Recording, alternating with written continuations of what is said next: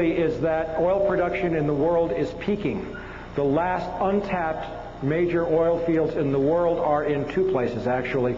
First, Central Asia, and we'll get into that in depth. And second, guess where? In Colombia. Okay? And this is now a war, and this is now a moment in human history when the age of oil is nearing its end, because world population and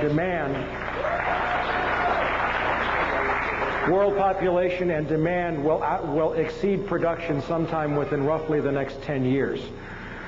And we're going to get into that for why. But now let's go back into the warnings about September the 11th. And I didn't do a lot of this, and we have time. Osama bin Laden is of course a Saudi Arabian by birth. His family is exceptionally wealthy. They own not only major construction companies, but they are heavy investors in high technology stocks like Nortel. They have a piece of Pepsi, I think, and Coca-Cola. They're into everything. They're very wealthy. In 1976, Osama's older brother Salim bin Laden hired a man in Texas by the name of Jim Bath, who has CIA connections, to handle all the investments in the United States for the bin Laden family. Jim Bath also happens to be a personal, almost lifelong friend and former Air National Guard pilot with George W. Bush. And immediately after Jim Bath made the arrangements took over the bin Laden family's finances,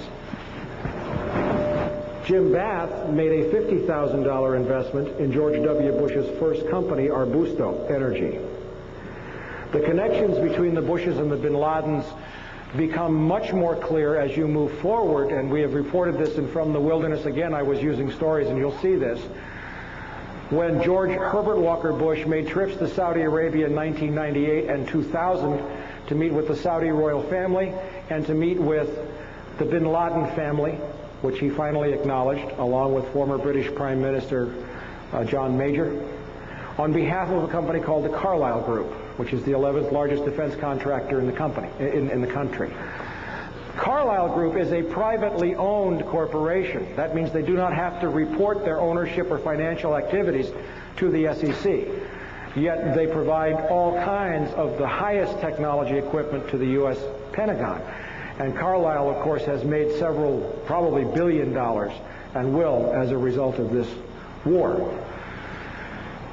In that context, Osama bin Laden went to Afghanistan in 1979, 1980, maybe the early 80s, to fight the Russians, and he was supported by the CIA.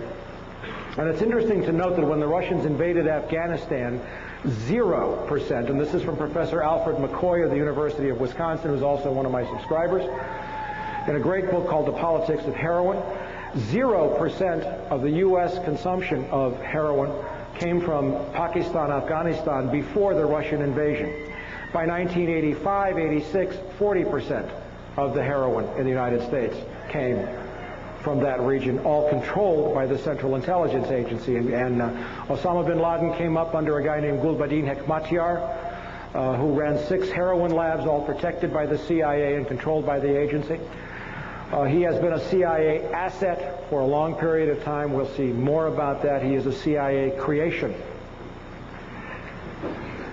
Now we come to September 11th, and we're going to go into a timeline here, and I have written several stories, and I was on the radio here with Sheila Hamilton at KPAM just a few days after the attacks, and I was saying the U.S. government knew these attacks were going to take place and did not stop them. And I keep building to that evidence, but I'm going to show you a couple of things now. Not by any means all of the evidence that I have of foreknowledge, but just a couple of telling points. The Israeli security issued urgent warning to CIA of large-scale terror attacks. And this is a long story saying that the Israeli Mossad knew that the attacks were going to take place. They knew that the World Trade Center were the targets. This is from the British paper The Telegraph. Two senior experts with Mossad were sent to Washington in August to alert the CIA, and so on and so forth. This is just one of probably 24 examples that I have that are absolutely specific. Now bear in mind that if what I'm showing you is known overtly through the media, how much more does our $30 billion intelligence community know? There's a recurring theme out there that maybe the Israelis did this. You hear that in some right-wing circles. Horsepucky. They didn't do it. They were warning the U.S. hand over fist, and the U.S. did not listen because it needed the attacks. And you will be convinced of that. But here's one of the most telling pieces of evidence that I found. We reviewed the list of former tenants of the World Trade Center at the online Wall Street Journal site, and there's the website. It is an alphabetical list of tenants. Scroll to the very bottom and notice the moving date for the office of Zim American Israeli Shipping to Norfolk, Virginia. They were in the World Trade Center. They must have had Mossad's input because they vacated 1 week before September the 11th, and they broke their lease. The Israelis didn't pull the attack, but they were smart enough to get their people out of the way. How come our government didn't do the same thing for us? Now we're getting into the heart of September the 11th. I picked up this document just a few days after the attacks, September 23rd. And it's from the Herzliya Institute for Counterterrorism. It is an Israeli counterterrorist think tank. Of course it's connected with the Mossad. And what they detailed, this was from the October 15th issue of From the Wilderness. Between September 6th and 7th, the Chicago Board of Options Exchange saw purchases of 4,744 put options on United Airlines and only 396 call options. A put option is basically a bet that the stock price is going to go down. It's a contract that's entered into that's irrevocable.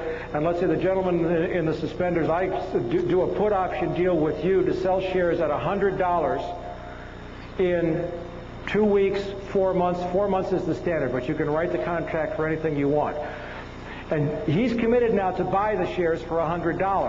Well, if I know that the attacks are going to take place, I don't have to deliver the shares until the contract matures. So if I know the stock is going to crash, he enters into a put agreement with me, agrees to buy the shares at $100. The next day the World Trade Center attacks happen. The stocks are selling for $20. I go buy the shares for $20, and he has to buy them for $100. That's how a put option works. That's the short version, okay? So we saw 4,744 put options on United Airlines, but only 396 call options. On September the 10th, 4,516 put options, same deal, were placed on American Airlines, bought on the Chicago Exchange, compared to only 748 calls. There were no other similar trades on any other airlines. And this level of put options was like 600 to 1,200% above normal for United and American Airlines. Now, just these trades alone, there were also put options placed on Merrill Lynch, which had 22 floors. Morgan Stanley had 22 floors, and Merrill Lynch had an offices near. Both were heavily impacted. Heavy put options there, heavy put options on reinsurance companies, Munich Reinsurance, the largest in the world, AXA Reinsurance in France, which owned 25% of American. Totally out of whack, absolutely spiking. There's another newsletter that says very clearly, by a guy by the name of Phil Erlanger, and this is his newsletter, that the insider trading may have cost $1 billion. Now just these ones that were identified, produced only $2.5 million in instant profits for somebody who knew the attacks were going to take place. Nobody claimed the profits. The San Francisco Chronicle caught it shortly thereafter, and nobody has claimed them since. And we don't know who made the trades.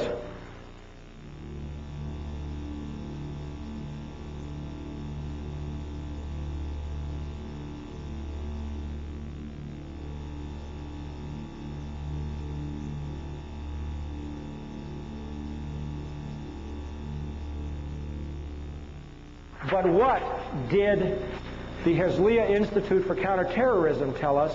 It told us that the United Airlines put options were placed through the firm A.B. Brown. Do you remember A.B. Brown? A.B. Brown was the firm headed until 1998 by A.B. Buzzy Krongard, who is now the executive director of the Central Intelligence Agency. A.B. Brown was sold in 97 to Bankers Trust, then to Deutsche Bank, I think in 98 or 99. It was an offshoot of Deutsche Bank. Now, one thing that I know, that I have written heavily about, is that the CIA, the Mossad, and major intelligence services track all stock trading in real time. On my website, you'll see stories about Promise software, and it's very long to go into, but it's a very sophisticated software. I'm going to write the website for you. It's a very sophisticated software that's been made with artificial intelligence and is capable of integrating wide numbers of databases in different languages. You'll find this on my website at www.copvcia.com. Now, I know that CIA and Mossad track stock trades in real time, so if all these put options were placed on American and United, do you think that should have triggered some alarm inside the Central Intelligence Agency? But instead we find that the trades were placed through a firm that was once owned, managed by the guy who was the number 3 at CIA.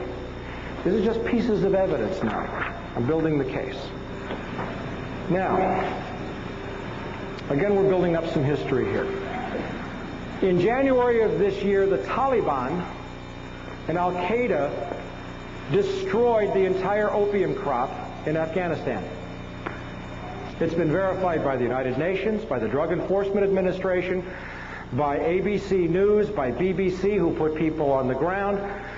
Afghanistan had been the world's largest producer of opium, producing 70% of the world's heroin through the year 2000. In January, they destroyed their crop. Part of it was a price support. They had overproduced the year before, part of it, and they sold from their stockpiles. But there are no opium crops in Afghanistan right now. They've all been planted, of course, since the Bush administration and the CIA have lifted the ban, and everybody can go back to work and the CIA can move the heroin again.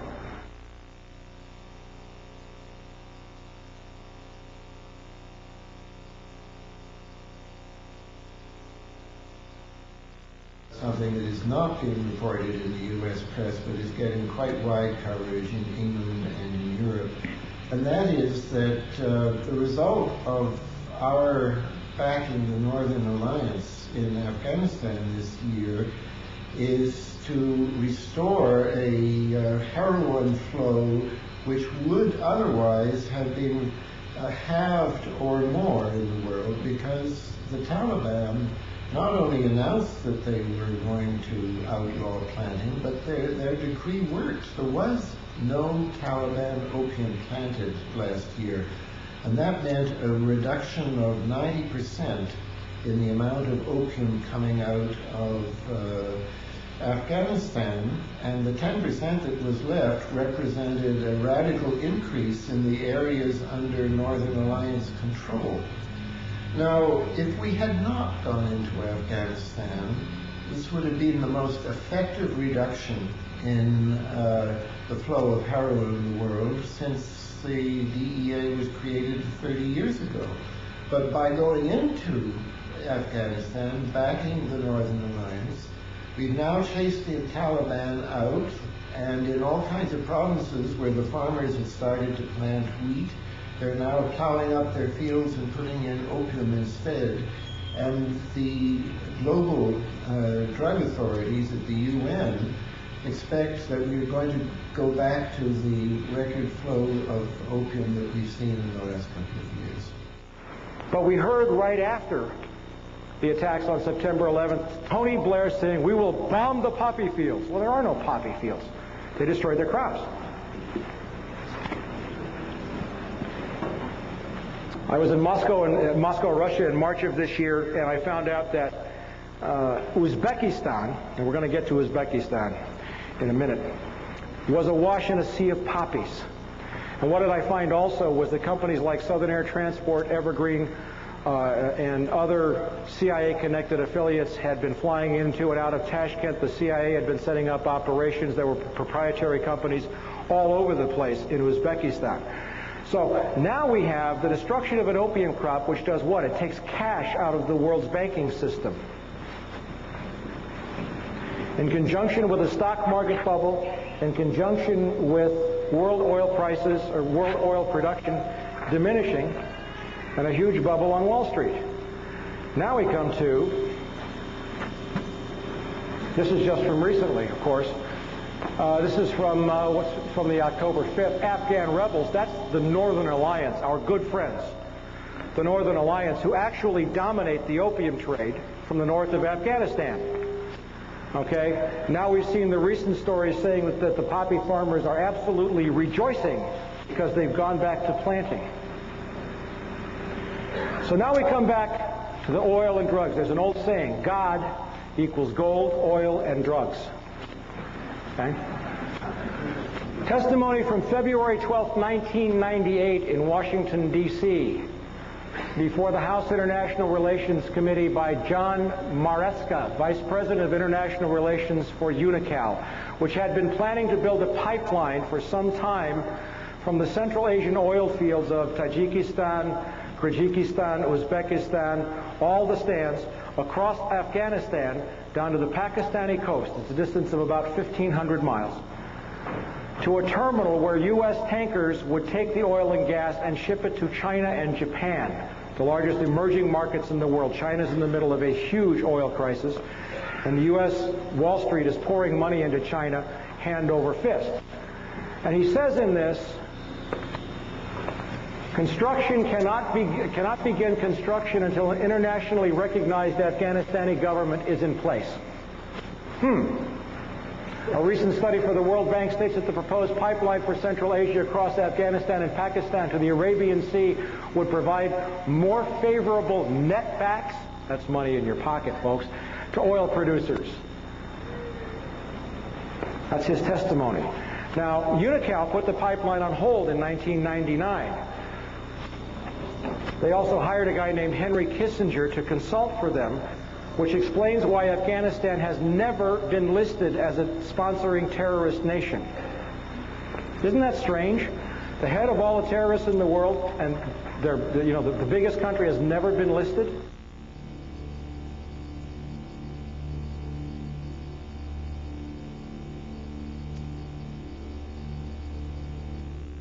Okay, U.S. companies to invest in Pakistan oil and gas sectors. This is from a Pakistani newspaper, the Frontier Post. The date is, what is the date? October 10th. And what this says, now October the 10th is after we've gone to war, after the attacks on World Trade Center, after we know, is anybody surprised at how quickly we kind of won in Afghanistan? Okay. Well, the war's been planned for 4 years, and I'm saving the best for last, but the U.S. ambassador to Pakistan met with the Pakistani oil minister and briefed the ambassador on the proposed Turkmenistan-Afghanistan Pakistan gas pipeline, and said that this project opens up new avenues of multidimensional regional cooperation, particularly in view of the recent geopolitical developments in the region. Gee, the pipeline that was blocked is now back on full tilt just days after we started the bombing. Suspicious. Okay, maybe I haven't convinced you of everything, but we're just getting warmed up now. This is how Afghanistan went unlisted as a terrorist sponsor. This is the story that I found, and it says right here, UNICAL hired former State Department insiders, former Secretary of State Henry Kissinger, former Special U.S. Ambassador John, the guy was also, I didn't see that, the UNICAL guy was also a special ambassador, and Robert Oakley, a former U.S. ambassador to Pakistan. You're going to love where Henry Kissinger turns up on this, by the way. All right. This is one other thing about Kissinger. Chinese oil firm picks Kissinger as advisor. This is from November 4th, thank you. The Chinese National Offshore Oil Company has hired Henry Kissinger to head its foreign advisory board. Now, Kissinger's got the Pakistan end and he's got the China end of this oil pipeline. Who does Henry Kissinger front for? Rockefeller. Very good. David Rockefeller. Who's that? Zbig Brzezinski. Zbigniew was counselor for strategic and international studies, professor of American foreign policy at Johns Hopkins, national security advisor to President Jimmy Carter, trustee and founder of the Trilateral Commission, member of the Council on Foreign Relations, international advisor to several major corporations, associate of Henry Kissinger, also worked for Ronald Reagan in intelligence capacities, co-chairman of the Bush National Security Advisory Task Force in 1988. What a guy. Zbig. Now, if you want to get really, really, really, really angry, go buy this book. It's called The Grand Chessboard: American Primacy and Its Geostrategic Objectives, written by Zbigniew Brzezinski in 1997. I'm going to read you some quotes from that book.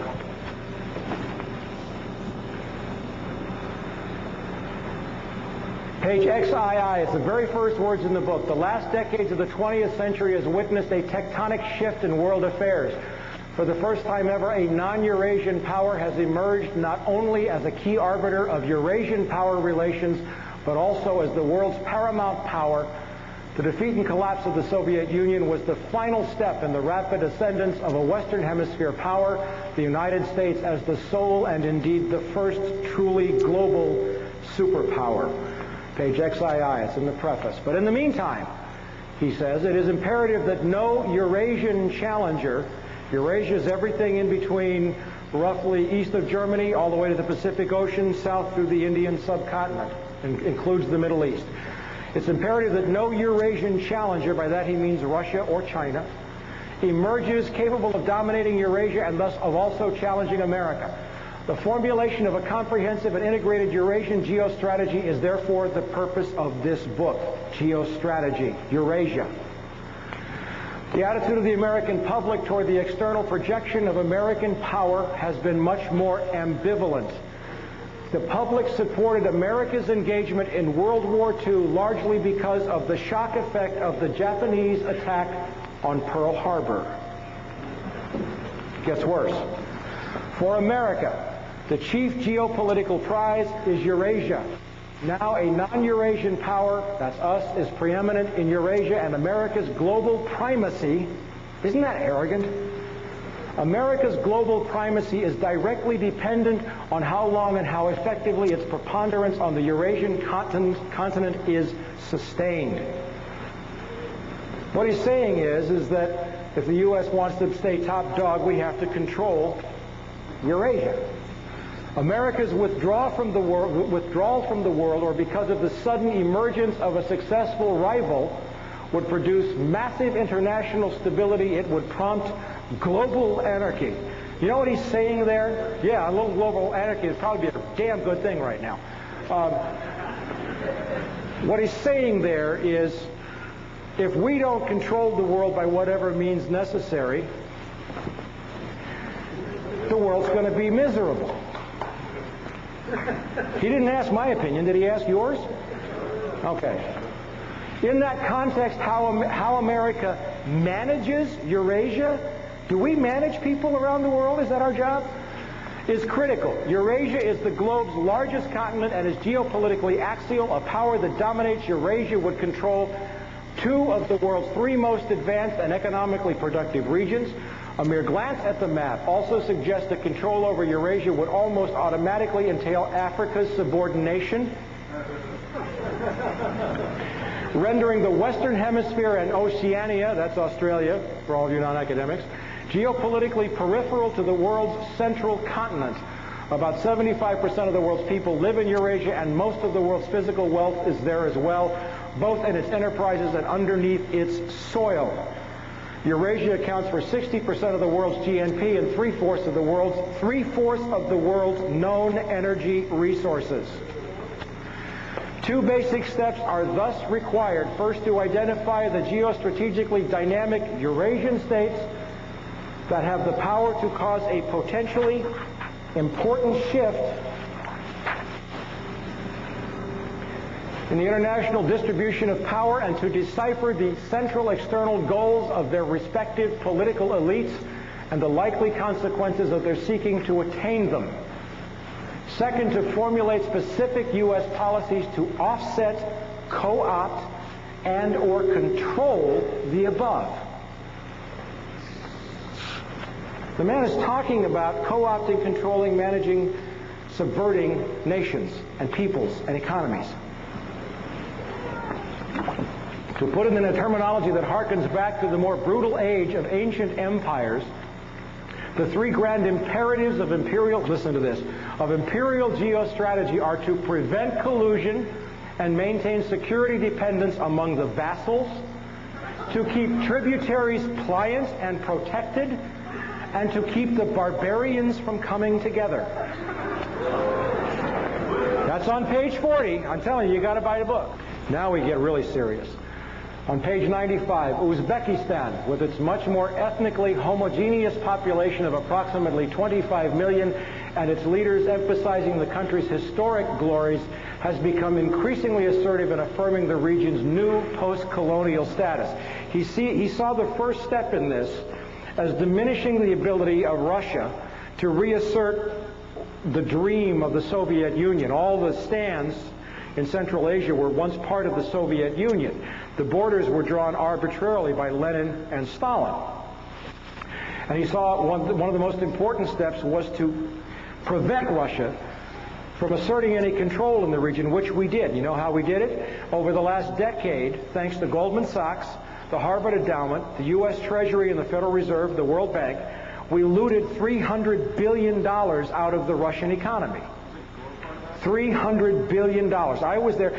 The Russian population was, 64 million at the fall of the Soviet Union. The population of Russia is today 145 million.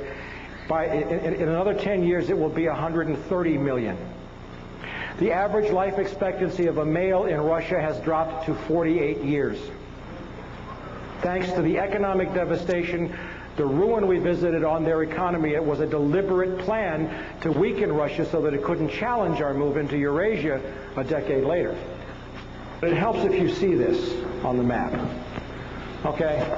Russia, Kazakhstan, Kyrgyzstan, Tajikistan, Uzbekistan, Turkmenistan, Iran, Afghanistan, Pakistan, India, and China. Now, the proposed oil route is from here to here, 1,500 miles. China can't build it because it's 5,000 miles, and they don't have the technology to build it. We do, thanks to a company named Halliburton, which was chaired with the CEO was Dick Cheney, right? Okay, they're probably going to build the pipeline. Okay, so now that you see this relationship, what he's saying is you build a block starting with Islamic fundamentalism, which we've supported and created, to keep Russia from moving south to reassert control, but then you build up these countries so that they're so powerful, and with a weakened Russia, Russia can't make a move to control, and all the oil reserves are right in here. Okay? And we have effectively made China dependent upon our technology because they need the oil desperately. Now, Uzbekistan, nationally the most vital and the most populous of the Central Asian states, represents the major obstacle to any renewed Russian control over the region. Its dependence is critical to the survival of other Central Asian states and is the least vulnerable to Russian pressures. Where was the first place that President Bush announced we were sending troops after the attacks on September 11th? We were already there. We've been training Uzbeki troops for more than 5 years. Referring to an area he calls the Eurasian Balkans and a 1997 map in which he circled the exact location. Now remember, this is a book written 4 years ago. And I'm going to show you a map where Zbigniew Brzezinski said the next world conflict was going to take place. Afghanistan, Iran, Turkmenistan, Uzbekistan, Tajikistan, Kyrgyzstan, Kazakhstan. This is where he said 4 years ago the United States, in order to sustain its precarious, that's my words, economy, would have to control that to maintain its role as the global superpower and to become the world's only superpower. In effect, the ruling nation of the world. That's his map from 4 years ago.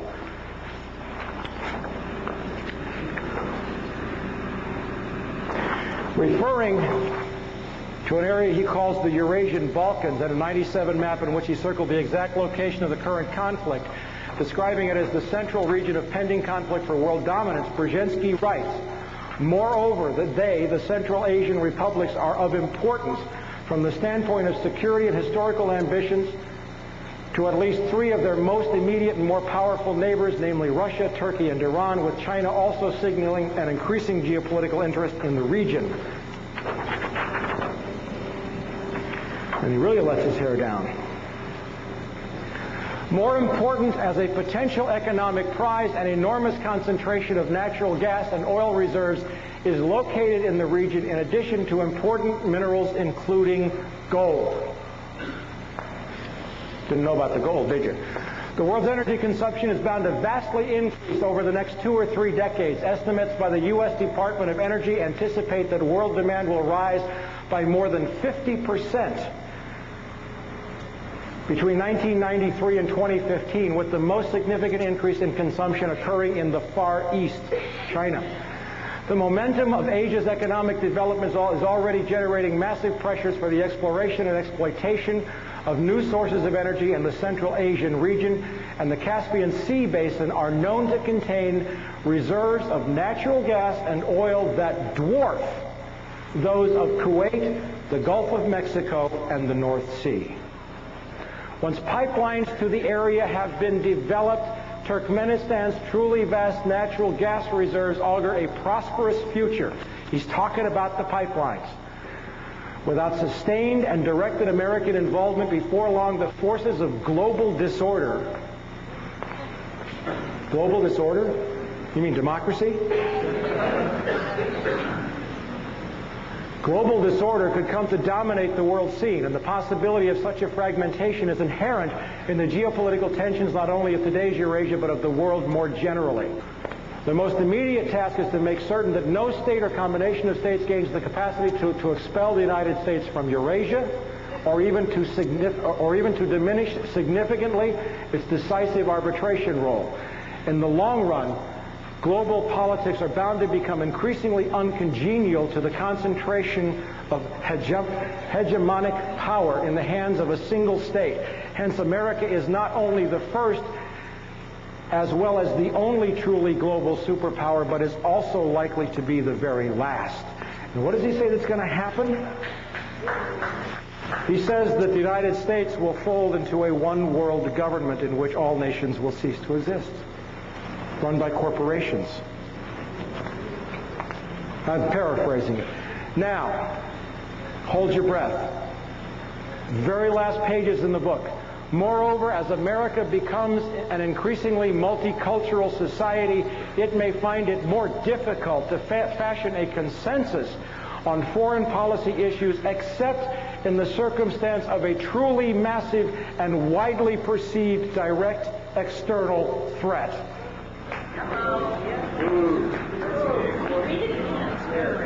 Read it again, she said. Maybe I should read this with a German accent. Wait a minute. Moreover, as America becomes an increasingly multicultural society, it may find it more difficult to fashion a consensus on foreign policy issues, except in the circumstance of a truly massive and widely perceived direct external threat.